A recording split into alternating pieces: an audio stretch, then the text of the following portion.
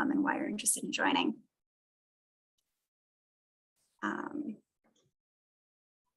All right, one more person. All righty. One more person. Okay, perfect. I think that with 2 minutes past, we can just start to dive in. Welcome everyone. My name is Joya Cannell, and I am Vice Chair of Connecticut Green Building Council. And I am very, very excited today to be introducing our Lunch and Learn session titled Illuminating Wells Lighting Feature, brought to us by Julia Farber and Kate Tosco. The WELL Building Standard is one of the premier certification programs within the built environment, focused on optimizing the productivity and overall well-being of building occupants through a series of design features.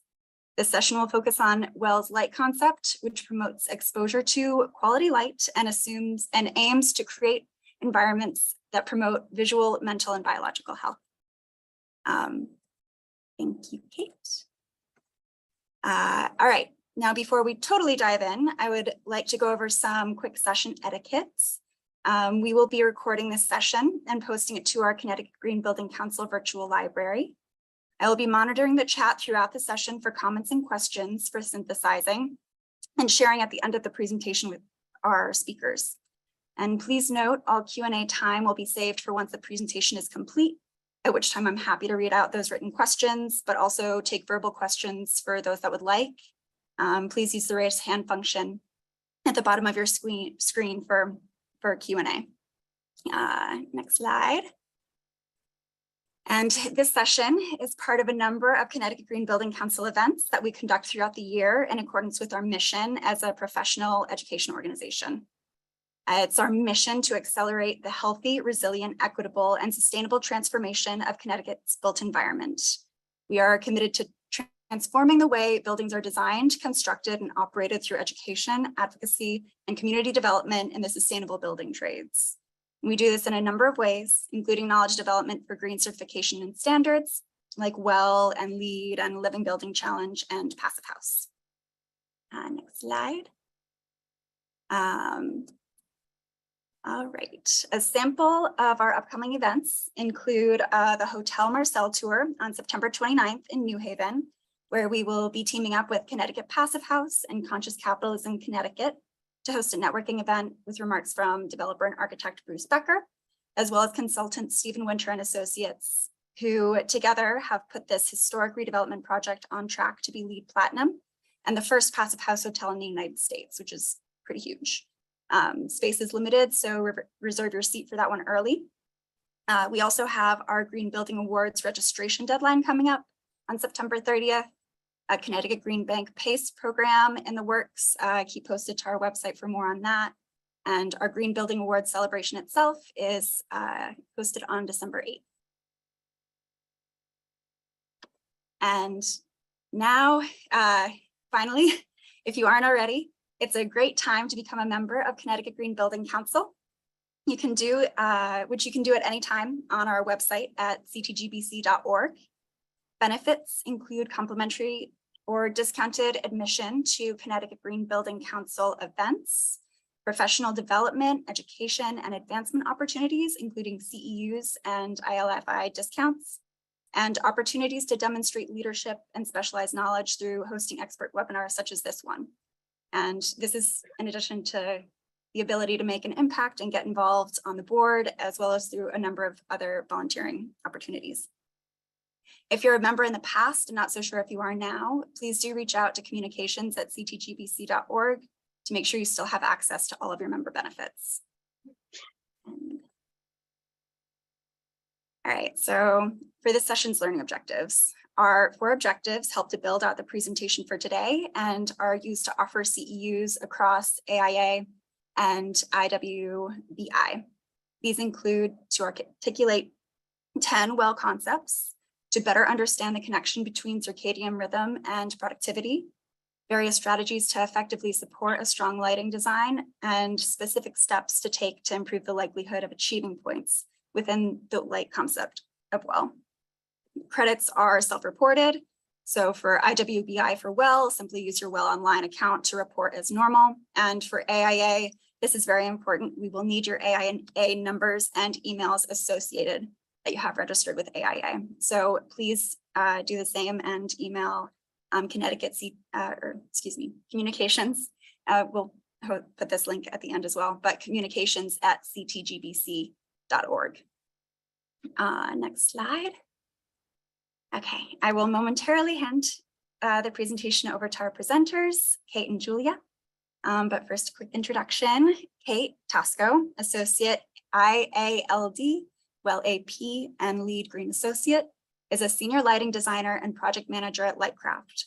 Her lighting designs focus on balancing health and wellness with visual comfort and beauty, as well as lighting for disinfection to aid human health amidst the pandemic. Caitlin served as an advisor for version 2 of the WELL building standard, so she knows what she's talking about, and designed the lighting for a number of high-profile developments, including Delos headquarters. We are also lucky to have her on CTGBC as a board advisor. Julia Farber, WELL AP, WELL faculty, Lead AP, BDNC, is Senior Strategy Manager for Circular Economy at Eastman. She has almost 15 years of experience across industries, large and small, in tech, carbon, standards and certifications, green building, manufacturing, and consumer goods.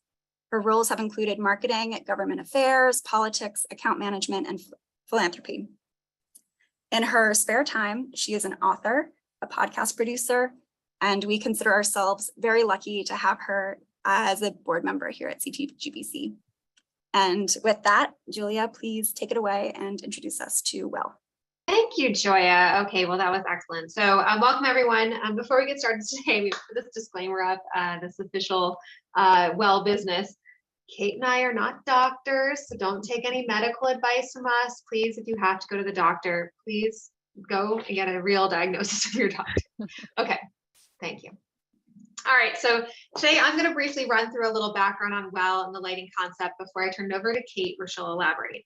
So WELL is essentially a framework of strategies that building owners, tenants, and entire organizations can implement across a portfolio of properties to support the health and well-being of people in those spaces. WELL was started in 2014 after a 6-year expert peer review process that spanned 3 feedback phases featuring scientists, practitioners, and medical professionals from around the world. In June 2020, WELL V2 moved out of pilot stage, and this is the current version we're using today, and it's applicable for all building types and spaces. WELL is an evidence-based system, and it publicly references more than 190 specific external citations. The team behind WELL is committed to its continuous evolution, leveraging ongoing scientific research conducted by a variety of leading academic and institutional partners. And most recently, WELL our IWBI just released the Health and Equity guidance document, which is something I was part of. The WELL building standard is made up of 10 core concepts. They are air, water, nourishment, light, movement, thermal comfort, sound, materials, mind, and community. About a third of WELL strategies are policy-based, a third are operations-based, and a final third covers design, construction, and products like furniture, paint, sealants, that sort of thing. Taken together, these strategies are the tangible and intangible factors that affect people within the spaces in which they spend their time. The WELL standard requires several elements of third-party certification. Any on-site performance tests are carried out by the Green Business Certification Institute, which those of you who are familiar with the USGBC, this is the same umbrella organization for that, or a WELL performance testing organization that employs GBCI-trained WELL performance testing agents will do your testing. And then the ultimate certification will come from GBCI. WELL V2 operates on a point-based system with a total of 100 points available to each project. All optimizations have maximum point values, and the point value of a feature is determined by its potential for maximum impact. This is determined as the extent to which a feature addresses a specific health and wellness concern or an opportunity for health promotion and the potential impact of effective intervention. There are several levels of WELL certification. Projects must achieve all preconditions as well as a certain number of points to earn different levels of certification. So here we have from bronze to platinum. Within the 10 concept framework are a library of features. Kate is going to run through a number of these features with you guys today, and these features are then divided into preconditions, which are mandatory, and the optimizations, which are optional. So you design teams can really choose their own adventure, so to speak. Each feature is then divided into parts, which are then general or customized for a specific space. So for instance, commercial kitchens might have some requirements that are not applicable for all space types. So there is that situation that might emerge. Within each part are one or more requirements that dictate specific parameters or metrics that have to be met. So here's just a quick overview. The WELL standard is available for free to access on wellcertified.com. And when you go to that website, you can look at all of the features on this online tool that they have to show you the whole standard, which is great. And this is just a preview of what it looks like on the website. So you'll see a note about whether it's an optimization or it's a precondition, the title, the points potential, the purpose, and the requirements. So you'll understand why we're doing all the things we're doing. Okay, so now let's get into the light concept. Okay, so what's really exciting is your eyes, they do way more than see. They're very vital to your overall basic human function. So before Kate gets to the specifics, we're going to talk a little bit about biology. Our eyes are vital to our health. Not only do they see, but they trigger our biological clocks. As mammals, we function on an approximate 24-hour cycle, even in continuous darkness, following what is referred to as our circadian rhythm. There's a number of external cues that humans use to align the timing of our biological clock with the environmental clock, known as the solar day. These cues are called zeitgebers, and they include things like temperature, but it seems the strongest zeitgeber is actually a cue to our bodies to figure out what time of day it is, and that is coming from light. So, all right, a little more about biology. Humans themselves are diurnal, which means we're day active. So the circadian clock promotes wakefulness during the day and sleep at night. Temperature is higher during the day, peaking in the late afternoon, and then falls during the night. Alertness, mood, and performance show daily variation too. So upon waking, we experience something called sleep inertia, as the brain gradually wakes up, which can take up to 4 hours to fully dissipate. Our alertness then stays quite high and steady until the middle of the evening, when the brain begins to promote sleep.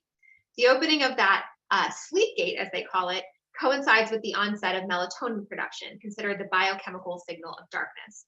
So melatonin does not actually induce sleep, but it tells our body that it's nighttime and you need to sleep. Nocturnal animals such as rats also produce melatonin at night, but their signal is flipped. It actually tells them to get ready to be active. We also, just as a side note, we metabolize food better during the day compared to the night, and eating at night could cause higher glucose, insulin, and fat levels in the blood compared to when eating the same meal during the day. Some people then experience a mild afternoon or post-lunch dip or lethargy, but that's not actually related to your food. This could be worse if we are sleep deprived or have disrupted our circadian rhythms. There's also rhythms in our heart function, our lung function, our liver function, our immune systems, and many other processes that are tuned to our temporal niche to be awake during the day and sleep at night. So disruption or desynchronization of the circadian rhythm has been linked to obesity, diabetes, depression, and metabolic disorders. Exposure to bright light at night is associated with circadian phase disruption, which in turn can cause negative health effects, such as potentially breast cancer or metabolic and sleep disorders. High lighting levels at night, including light from bright screens, can contribute to that circadian rhythm disruption. To maintain optimal, properly synchronized circadian rhythms, the body really requires both periods of lightness and of darkness. Studies also show strong links between better views, brighter light, and better performance in office environments. Access to appropriate levels of light in indoor environments can be achieved through building design, space layout, and lighting design. And this is why it's so important. We're like little plants, people. We like to be near the sun, and we need to get our daily dose of vitamin D and of light. Yeah. So the light concept itself promotes exposure to light, aims to create lighting environments that promote visual, mental, and biological health. Integrating daylight and electric light to create lighting strategies focused on human health, along with traditional requirements for visual acuity and comfort, can lead to healthier and more productive environments.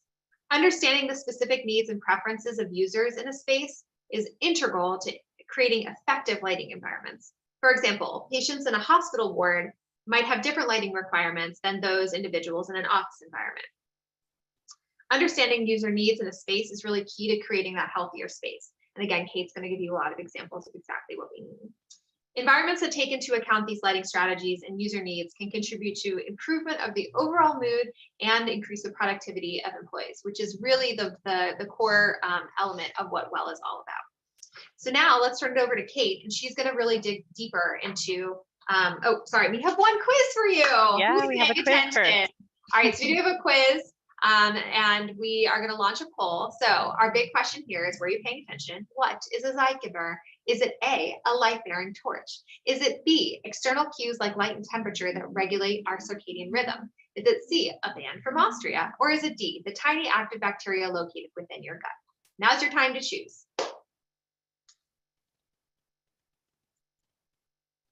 All right, we've got some folks coming in, 7 out of 17, 8 out of 17. All right, keep them coming.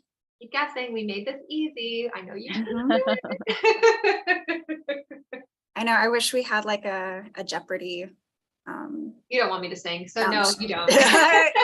Maybe we need a song from a band from Austria. That's true. Good point. That's true. All right, I'm gonna end the poll and we'll see where we're at. All right. Results. We'll see if this works. Can you see the results? All right, we can see the results. It looks like 93% of you said B, which is the correct answer. That a Zeitgeber is external cues like light and temperature that regulate our circadian rhythms. And now we'll turn it over to Caitlin. She's going to go through the lighting feature and each one of those very specific requirements. Thanks. Yeah, thanks, Julia. Thanks, Joya. Hope everybody liked the fun little pop quiz.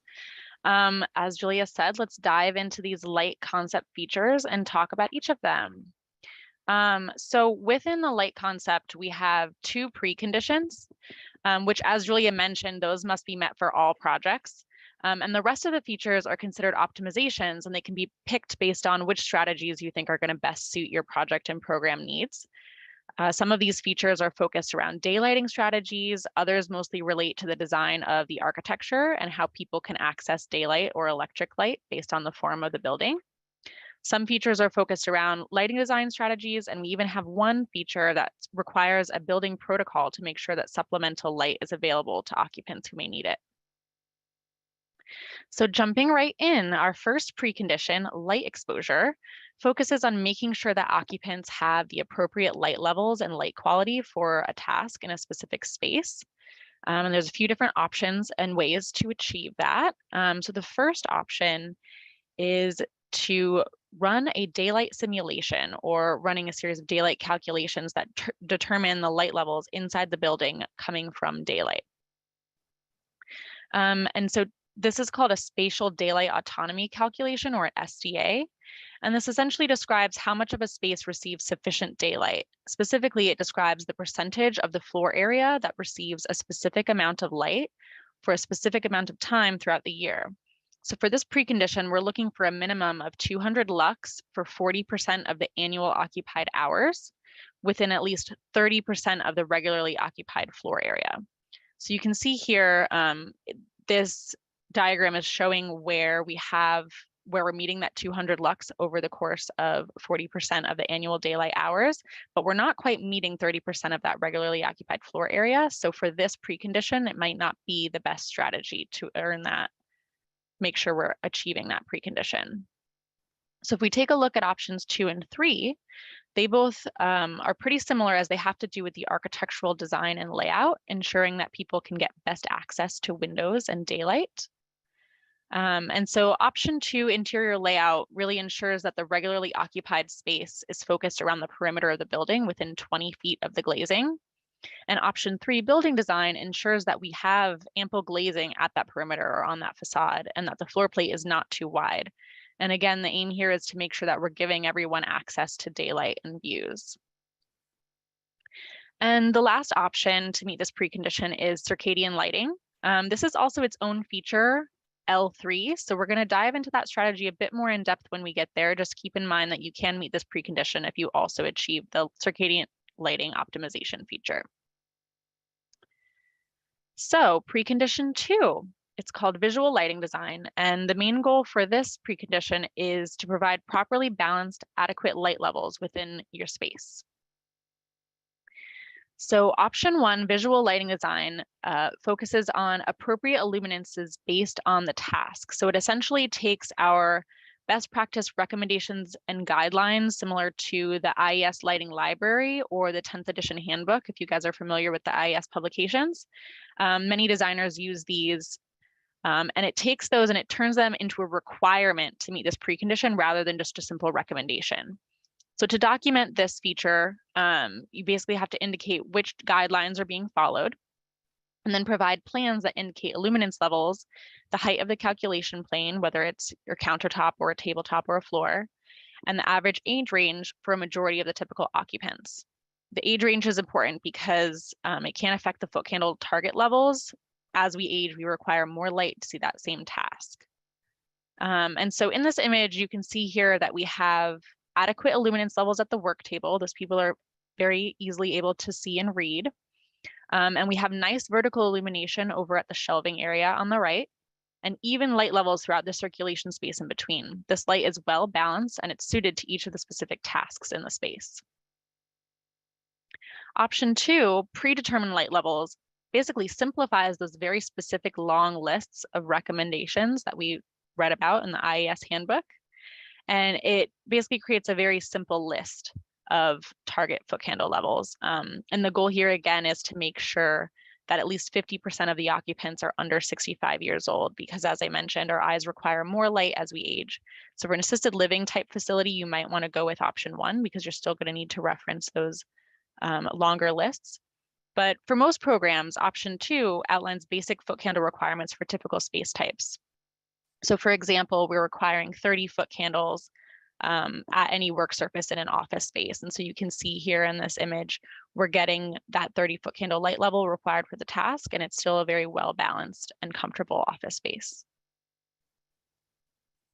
So congratulations, we finally passed all of our preconditions. We're now officially able to make sure that we're going to have some kind of a certification on this WELL project.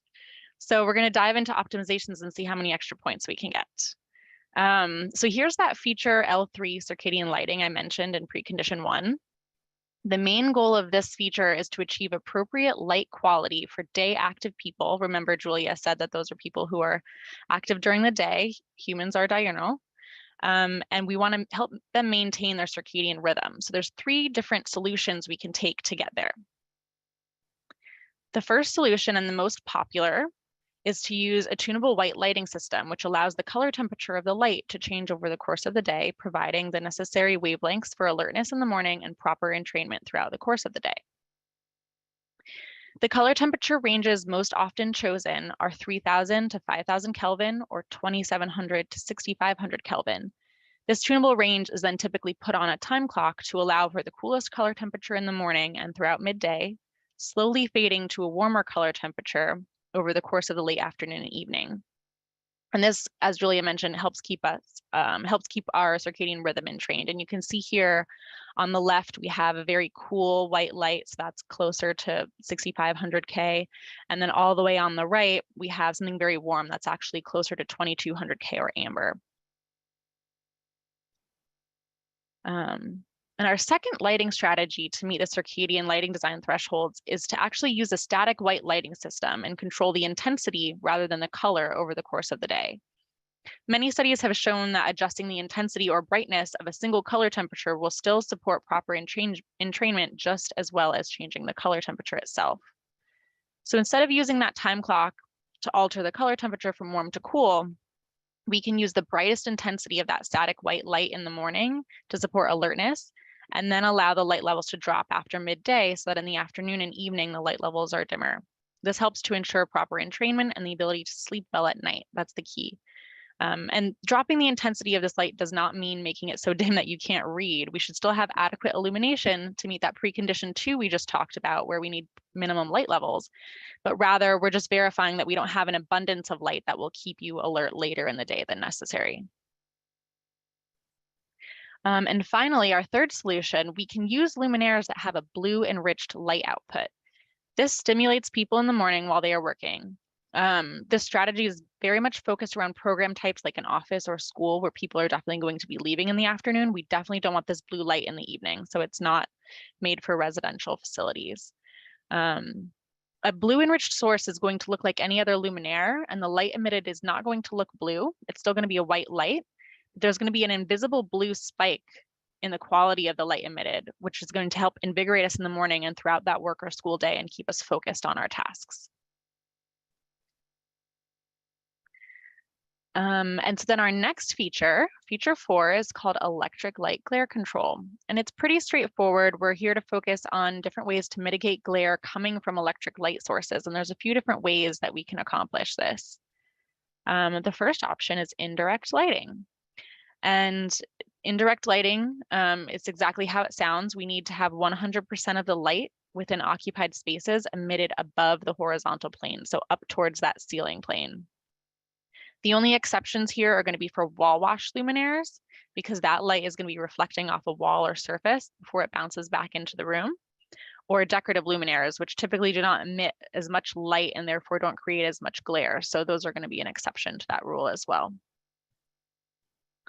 And the second way to control glare is what we call the UGR, or Unified Glare Rating. Essentially, the UGR calculates the perception of surface brightness at a light source. And this perception can differ depending on how close and at what angle the luminaire is to the occupant. Luckily, some manufacturers have begun to include UGR ratings on their cut sheets. The WELL standard has also recently amended this feature with a lower UGR rating.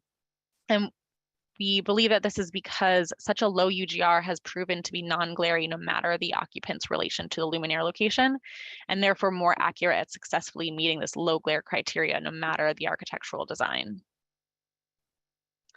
And you can see here in this image, these luminaires have low UGRs. The downlights are deeply regressed, such that the luminaire is not going to be glary unless you're standing directly under it and looking up. And the wall wash is aimed at the wall, providing a bright but low glare backdrop to the space. Overall, it's a well illuminated and low glare application. It's very comfortable. And another way to mitigate glare from a luminaire's perspective is by looking directly at the surface luminance or the visual brightness of the light source. So for this option, we need to ensure a luminance that does not exceed 6,000 candelas per meter squared. This candelas per meter squared unit is not critical for you to understand at this moment. Just know that manufacturers can provide charts like the ones here on the right that indicate the brightness of a light source at a given angle. So for example, we can see that this narrow 1.5 inch wide luminaire has a luminance far above that 6,000 threshold. We're up around 42 to 50,000. And we'll need to hop up all the way to a 5 inch wide luminaire in order to get below that 6,000 luminance requirement. And so this is also just a good example to remember. The tinier and tinier luminaires that are available now with LED can be considerably glarier than the wider luminaires, even though they're going to provide the same light levels at the work surface. So just keep that in mind as we're selecting light fixtures for a project. And remember also that these strategies for managing glare from electric light is only a requirement in your regularly occupied spaces. And you can also use any combination of these requirements to address all the electric lights in those regularly occupied spaces to achieve the point. So you can kind of pick and choose some indirect lighting in regularly occupied spaces where you have maybe an open office, and then focus on UGR for your conference rooms or something like that. Option 2 is again focused on the UGR, but instead of finding that UGR rating on the cut sheet, we're going to measure the UGR within a specific space. And as I alluded to before, this is a much more accurate way of verifying that the glare will be mitigated from the occupant's typical location, whether that's their desk or a conference table or a patient bed. It requires a calculation done in photometric software. These calculations were done in AGI. And you can see here that we have two similar luminaires, but they have different lenses. So we're achieving very comparable light levels, but the UGR in this instance is calculated based on the luminaire's distance from the ground, as well as the distance from a desk or a work surface. And you can see here that the difference in lensing has a pretty notable effect on the UGR within the space. In this calculation to the left, we have a frosted lens and we have a UGR of 17, but in the calculation to the right, we're using a prismatic lens and our calculated UGR is now down below 14. And that's going to help us earn the point for this feature. And our next feature, diving into a little bit more of daylight, this feature 5 focuses on proper daylighting within the project, and we can ensure low glare daylighting through either architectural space planning or the specification of glazing types or shading techniques. So the strategies behind part 1 are going to sound familiar from our light exposure precondition. And the first option to ensure proper daylighting is to verify that workstations are close to the glazing and that glazing allows a decent amount of light into the space. So there are specific threshold options outlined, but essentially the goal is to ensure that 70% of your workstations are within 25 feet of a window or curtain wall, and that the glazing has a visible light transmittance greater than 40%. So again, I'm going to sound like a broken record, but the goal really is to get as many workstations or regularly occupied spaces into that usable daylight zone. And then part 2, we need to make sure that we're managing all of that daylight that's coming in. And so we're going to be focused on shading. And to earn this point, we need to provide some type of adjustable shades. Manual shading that's controllable by the occupants will certainly work. Automated shading is also an option where the shades automatically open or close depending on the amount of daylight glare entering the space. Providing these in your specifications, either one of them will earn you this point. And a little bit more daylight here in feature 6. This time we're looking for a more rigorous daylight simulation than the one we looked at for our precondition. This feature is very similar to the LEED daylighting credit. So if you've run some daylight studies for LEED before, these thresholds are going to sound familiar. So spatial daylight autonomy, or SDA, is again the focus of this study, but we now have options in terms of the thresholds we meet and an opportunity to earn either 1 or 2 points. That daylight study that we may have run for precondition 1, if we meet a higher 300 lux threshold for 50% of the occupied hours over at least 55% of the regularly occupied floor area, we get 1 point. If we do that for 75% of the regularly occupied floor area, we get 2 points. And this is, again, why some of the features really encourage workstations and highly occupied spaces to be focused around the perimeter of the building. We're looking for that daylight access. Okay, so our next feature, feature 7, jumps back into the electric lighting and lighting design. So I love the visual balance feature because it encourages you to hire a lighting designer. So I'm sure I'm here to help you if you need it. But if you want to do that without a lighting designer, Path 1 is going to provide you with very specific thresholds for things like luminance contrast ratios, illuminance uniformity, changes in lighting characteristics, and consistent color temperatures. If you do choose to hire a lighting designer and go down option 2, all that's needed is a simple narrative from the designer addressing each of these criteria. And typically these are all best practice and easy to accomplish for many lighting designers. But so here's an example of those contrast ratios and uniformity requirements that are required for either path. So the image on the left is an example of poorly managed visual balance and visual acuity. We have very high light levels at the center of the room, but at the edges you can see the light starts to fall off. The room doesn't have a sense of perimeter because the vertical surfaces are unilluminated and they does not really appear to be a stopping point for the eye. This lighting solution creates very high contrast between the walls and floors, and technically the space is actually very overlit, but it feels dark and dim. So on the right, we went in and made some adjustments to the space, keeping in mind proper contrast balance and the need for uniformly lighted surfaces. So we started by washing the walls at the main level to create edges to the room and help solidify the volume of the space, allowing the user to understand the extent of a room at a simple glance rather than having to squint into the dark corners. This wall washing on the main level also helps to bring the scale of the space to a pedestrian level rather than allowing the room to start to feel like a very tall, cavernous space above you. We added some vertical brightness at the upper levels of the atrium by introducing glowing pendants that throw light towards the wood panels. And the space feels much brighter and welcoming with the appropriate light levels at the walking plane, all while using almost half the watts of the design on the left. So Now that we know contrast balance and illuminating vertical surfaces are key, let's go ahead and check on feature 8, where we can ensure that we're using good quality luminaires to achieve our good quality design. So this feature is going to focus on color rendering, color quality, and flicker. And so the color rendering index, or CRI, and the TM30 report both focus on color fidelity.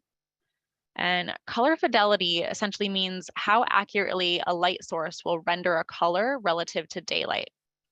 Most LED sources are 80 CRI, typically, meaning that a colorful object in a room with 80 CRI light sources is going to render those colors to about 80% of their actual color as seen under daylight. Any good manufacturer will also have 90 plus CRI sources available, and for some, that's even their standard. They just start at that 90 CRI. The TM30 report that you see here on the right measures color fidelity visually. So how close is that red line representing the light source to the black line representing true color under daylight conditions? So you can see there that light source A is actually the most color true. And then part 2 of feature 8 focuses on low flicker. And so really here what we're looking for is good quality luminaires. Essentially, this means that you have to have high quality drivers and high quality LEDs such that your light sources remain constant. It's also important to remember that some flicker is not even visible to the eye, but it can still cause headaches. And LEDs tend to be at particularly higher risk for this just by the nature of how light is created in a light emitting diode like that. But good quality products will not visibly flicker and they won't cause headaches. Okay, so optimization feature number 9. At this point, we have a well-balanced lighting design and we've selected good quality luminaires to achieve it. So we're going to focus on controlling it. Here, we're going to look at how to give occupants the ability to adjust the lighting within their space through either local manual control of the ambient lighting or the availability for more focused task lighting. So many aspects of part 1, occupant controllability, is very similar to the LEED v4 requirements. We need small zones, preset scenes, separate control of lighting at the presentation walls. The tricky part of this feature within the well light concept, however, is that giving the occupants control of their immediate lighting environment can actually be at odds with that circadian lighting feature that we talked about earlier. And we designed that light to change color or intensity over the course of the day, but now we need to also give them control of the lighting. It's tricky, but both features can be achieved. So part 1, lighting zones, requires defining smaller zones within large spaces to control those ambient lighting systems. And you can see our separate zones coded by color in this open office space on the left. We can get 1 point for control zones that are smaller than 650 square feet, or 2 points for zones that are smaller for 320 square feet. And so again, it's really kind of just allowing you to have control over smaller areas within that larger open space. And the second half of part 1 focuses on the control system itself. So you can see some examples of different local manual controls here on the right. And these different keypads control color, color temperature. The dimmer up on the top controls intensity, or the preset scene controller allows you to select different dimmed scenes for your immediate environment, all giving the local occupant direct control. Part 2 is that policy point that I was talking about early on. So essentially, we're going to be able to earn 1 point to have the availability of supplemental task lighting. So these task lights need to at least double the amount of ambient light on a specific task plane, whether that's your desk or countertop or conference table. And basically, the facility must be able to provide a desk or table lamp upon request at no cost to the occupant. And this is simply verified by the building owner or tenant providing a policy document. And it means you can get a free desk lamp at your workstation if you want. And so that was a lot of information, but that is essentially a 30-minute summary of what the WELL v2 light concept is. We've gone through all those features, both the preconditions and the optimizations, and how to earn each point. So now we have another little quiz here. We talked a lot about how many of the features are focused around one specific thing. So let's see if you can remember. What is the healthiest type of light? Is it LEDs, tunable white lighting with a range of 2700 to 6500 Kelvin, daylight or bright light?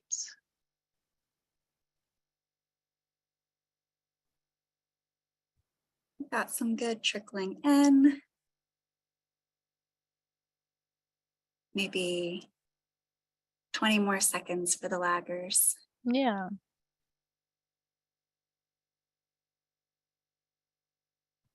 Really good questions, though. All right. Ooh. All right, nice fast push.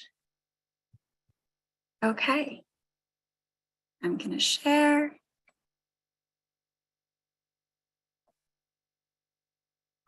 Can you all see? Yay. Yeah, so it looks like most of us chose daylight, which is correct.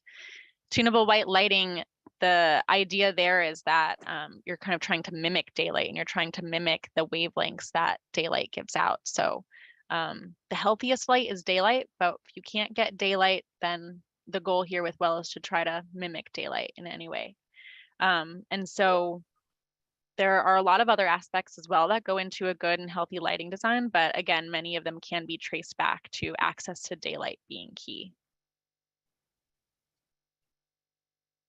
And then just to kind of get the conversation started, Julia and I had a question for you all you can answer in the chat or you can unmute yourselves and participate, but what is one way that you think you can apply this in your design practice?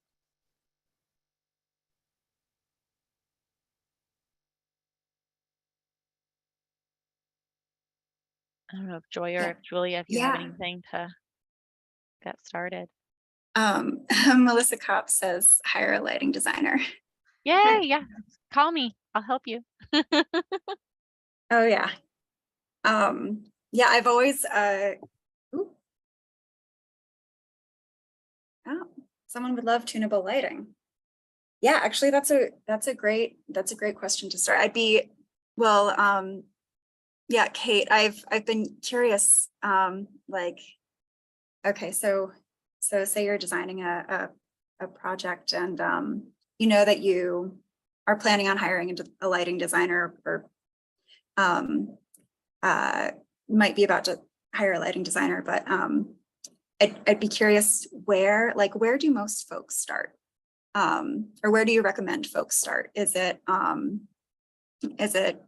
those brief initial one-on-ones? I've really appreciated hearing you tell me about some of the ways that you engage with clients at the early stage of just coming in and with plans and pencils and.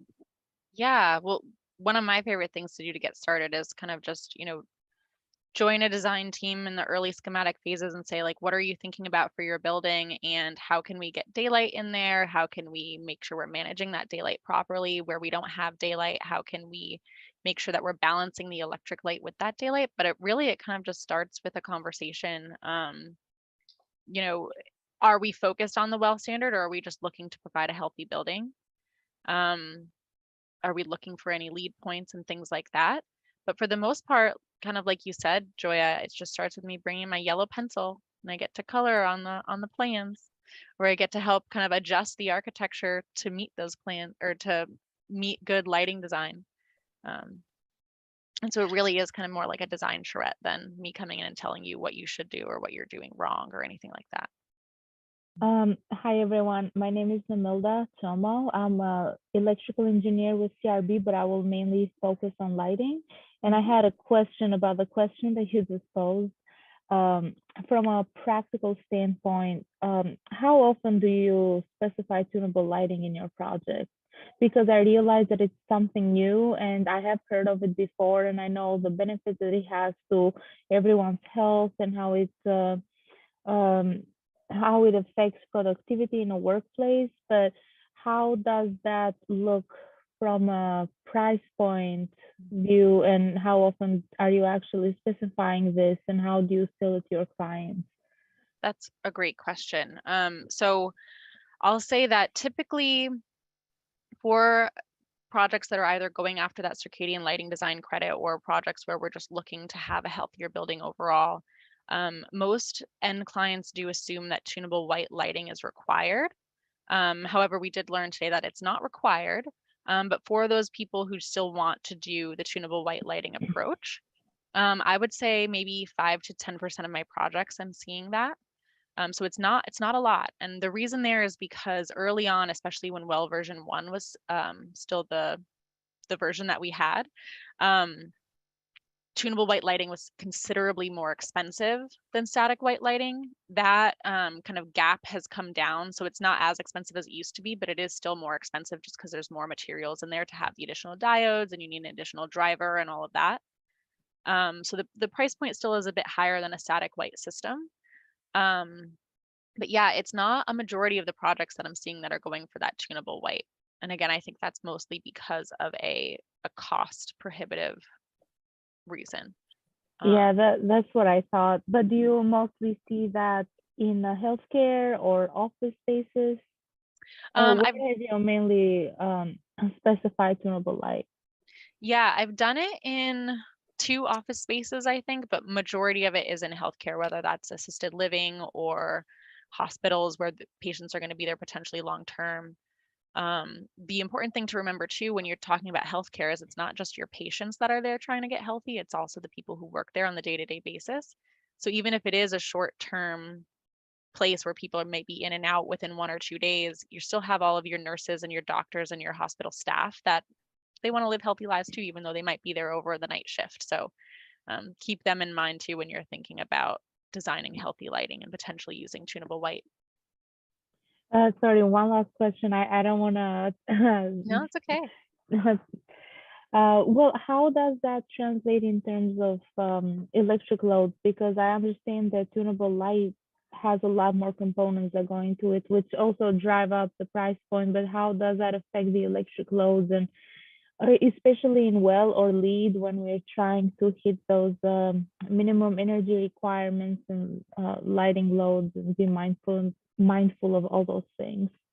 Yeah, so I know I think it was the very first well project that I ever worked on. We were going for well platinum and lead platinum. And so that was a tricky thing, especially at that point in time. This was maybe 6 or 7 years ago now. Tunable white products were still fairly new, and they were very energy intensive, just like you were saying. They took up a lot of wattage. But it really just comes down to kind of intelligent design, making sure you're not putting too many light fixtures, making sure that you are putting the light where it needs to go. If you kind of remember back to where we had a lot of light in the middle of the room, or now all of a sudden the room looks kind of a little bit cleaner because we have light at the edges of the room, we actually used half the watts. That wasn't a tunable project, but it's just the same kind of practices would go for any project where you're going to use a tunable light system, making sure that you're putting the light where it needs to be, and then you can help kind of cut back on your wattage from there. And also the good thing now is that tunable systems not only have started to come down in price, but they've also started to come down in wattage a bit as well. The manufacturers are just getting more and more efficient with that. So it's just kind of, it's a balance, right? You gotta be checking your LPDs while you're also checking your circadian entrainment. So a lot of calculations that you might need to bounce back and forth between, but it is possible. Thank you. Yeah. We do have quite a number, or I've gotten quite a number of privately shared questions as well for you. Maybe I'll start with that, focusing on that innovative lighting quality and fixtures. I'm curious to hear your experience or comments regarding skylights and light wells. I know that there's a lot of innovation in the light well space where you can get quality daylight in through many stories, have it be reflected and refracted. I would love to hear about your experience there. Yeah, and I actually have one project right now that has both like solitubes and a constructed light well, which is very fun. But I think, that is one really great way to get daylight into the middle of your floor plate. And so one of the features, I can't remember which one it is off the top of my head. I think it's one of the preconditions, actually the second one, where it's focused on making sure that your floor plate isn't too wide to ensure that you have a lot of daylight coming in. Having solar tubes, the light wells, different things like that in the middle of your floor plate can actually significantly help you, because now you have glazing and daylight coming in the middle of your floor plate. And so that's going to help get the daylight into the middle where typically it's not available. So again, like that's a really, really great solution when you have a wider building, because again, the key is to make sure you have access to that daylight. I think that's a very interesting follow-up after a mechanical engineer question, because at least from the perspective of a person who's or a building occupant that might not necessarily know the ins and outs of solar tubes, Sure. those are some really, really cool products where they almost look like regular but beautiful light fixtures, except it's bringing in daylight. Yeah. So You just can't turn them on at night, that's all. yeah, right. Okay. Sticking into the or returning back to the quality of light, it looks like we have a question about how do you respond to color blindness in your designs? That's a really great question. Is the question being asked in terms of tunable white and circadian entrainment, or highlighting different finishes in a space? It's just a blank question of how do you respond to color blindness? And Sure. Let's see. So, I mean, in terms of circadian entrainment, even blind people have a circadian rhythm. So you're still able to receive light in your eyes, even if you can't see. So in terms of color blindness, it's the same type of thing where, even though you can't see specific colors, you're still able to, it's not your rods and cones in the back of your eye, it's actually a different photoreceptor in your eye that's receiving the light signal to help, suppress melatonin or suppress serotonin throughout the course of the day. And so in terms of entrainment, there's no real concern there with color blindness. But I mean, otherwise, in terms of, there's obviously lots of different finishes and stuff that we may be highlighting throughout the course of our lighting design. I don't know. I don't know that I've ever, unfortunately, thought too much about that, but that's something that I need to start thinking about more.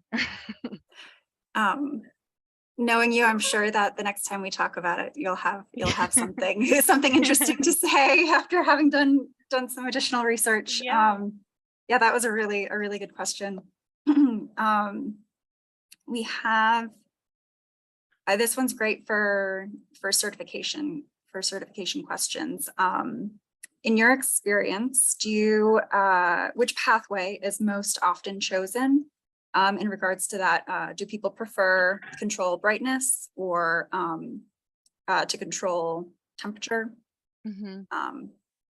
Again, I think this also comes down to the space type and the end client. So where I most often am seeing the desire to change colors, or not colors, but to change the color temperature, other than healthcare and the occasional office, is actually in developer multi-residential projects where we have people trying to rent or sell apartments and condos, and they're like, hey, this is going to be a healthy space, and so we're going to make sure that we give people tunable white lighting and the ability to control it within their residence that they're going to buy or rent within our building.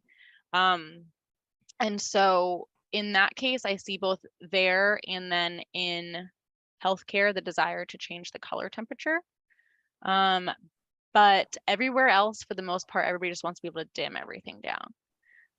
So it kind of really depends on, what the end client is looking for and what the main goals of each project type or program type are. But for the most part, I think people just want some kind of control, and the easiest and least expensive way to do that is dimming. And so that's what we see most often. That makes a lot of sense. Okay, it looks like we might have one more. And if anyone else has another question they'd like to say verbally, please do feel free to share, or comments. I do have a quick question about the skylighting. Yeah.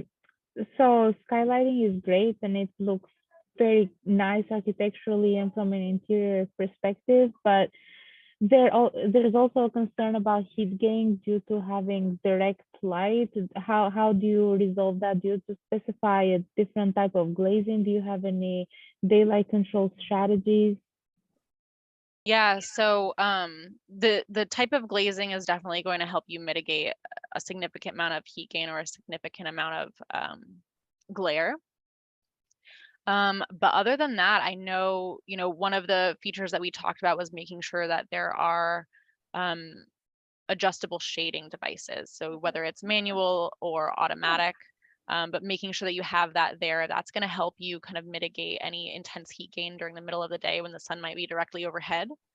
But other than that, I mean, there's also, some of the other features that don't relate to the light concept and as well as LEED, they focus on the temperature in the environment, and the kind of thermal controls there. So that there's definitely some different components to that. But yeah, I mean, typically we make sure that we have things like daylight sensors around any of the skylights. We make sure that they have either they're not in a space that needs to have some kind of a control or some kind of a shade because there already can be overshadowed during specific parts of the day by another building or some part of the building, or we suggest that there would be a shade integrated in there somewhere. One other thing, not to pump any specific product or anything, I do know that there is the possibility of using some dynamic glazing as well. Oh yeah, that's true. Use Yeah. dynamic glazing on the windows itself so that they change Mhm. temperature, color during the day. I which haven't gotten a chance to do that yet, to use that yet. something that Eastman actually produces. We make inner layers. So Yeah. and then I used to work at Legrand, and Legrand has a bunch of shading options that would be integral into a lighting scenario. But again, not endorsing any one particular brand. I'm sure you guys have your favorites, so just throwing it out there as some options. We got one more question from Melissa. Do you want to read that, Joya? Yeah. And I think this is the last one. The other one I just was typed in twice. So final question. Can you talk a little bit more about how to make lighting controls effective but simple enough to use and maintain? Yes, yeah. I oftentimes can go into some projects where we're meeting with the facilities people on a campus or in a building, and they're like, I just want a toggle switch on the wall because it's simple and it's easy, but toggle switches don't meet code anymore. So we need to be a little bit more complex than that, but we also want to make sure that it, just like Melissa asked, like it's simple. I often, and I don't have it with me today, but I often will take with me a little sample of what happens to be one manufacturer's dimming system that goes on the wall, and it has a little lit fixture or a little image that has a picture of a light that's turned on, a little picture of an image with a light that's turned off, and a little arrows in between for the lights to go up and down. When you have one or two zones in a room, so let's say it's like a couple of 2x4s that are on one zone, or maybe you have a couple pendants and a wall washer if you're in a conference room for two different zones, those things are very simple. When you have a room that's got many more zones or it's much more complex, that's when I typically start to get into something called the preset scenes or a scene controller, where I can say, this is the AV scene and you just hit the button, or presentation scene, or this is the meeting scene and you just push the button. And that can help make sure that the end user understands that, okay, in the meeting scene, it's going to be bright in the middle of the room because we have to look at each other and talk around the table. But in the presentation scene, it's going to be dark in the middle of the room so we can see what's up on that presentation wall. And that can oftentimes really help to simplify it for the end user. For me, on any given project, before I make sure that that's kind of what's going in to be in the final product, I'll sit down with either the architect or the architect and the end client and say, here's the different control paths we can go down. This is super simple and this is more complex. What level of control do you want? And how simple can we make it for the occupants in your space? And so that's always a conversation that I make sure to have with them, because everybody has a different level of experience with controls and everybody has a different level of preference for controls. So it really kind of has to come, at least in my opinion, it has to come from the end client to say, like, this is how we want to do it, or this is how we've done it in the rest of our building if we're doing a fit out, or in our previous buildings on campus, that kind of thing. The most easy controls to do are the controls that somebody's already familiar with. So if they already have a preferred product or a preferred way to do it, we usually try to kind of piggyback off of that. But yeah, it definitely has to be some kind of a discussion at some point with the design team. That makes a lot of sense. Thank you. Yeah, and I think with that, thank you all also for coming. I hope that this was illuminating, puns abound. And yeah, Caitlin and Julia, this has been a really wonderful introduction, but also you guys have provided some really great concrete evidence on why lighting design is so incredibly important and how well can be leveraged to really create quality lighting designs and lighting outcomes for building occupants. Thank you so much. And yeah. Thank you. Yeah, Oh, thank yeah. you. Thanks No everyone problem. for listening in. Please keep posted to the Connecticut Green Building Council website, ctgbc.org for more events like this. And do not hesitate to email us at communications@ctgbc.org with any questions, and especially regarding CEUs for today. So. And if you have any specific questions for Julia or I, our emails are on the screen. Feel free to reach out. Yep. Yes, please do. Please do. Wealth of resources here. Great. Thank you for All right. staying with us. Have a great afternoon and great to see you all. Thanks everyone for you. coming. Thank you.